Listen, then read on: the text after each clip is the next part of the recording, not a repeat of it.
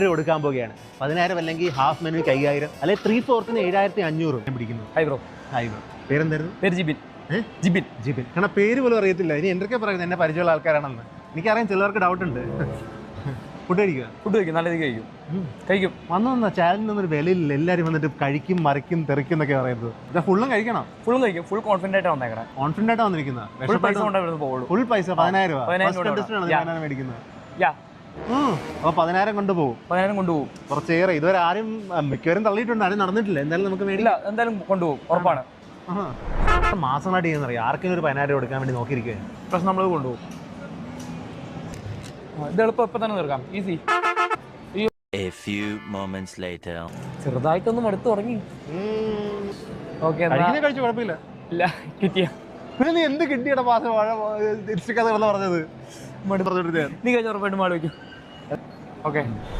മലപ്പുറം കത്തി അമ്പും മില്ലും കൊള്ളാം.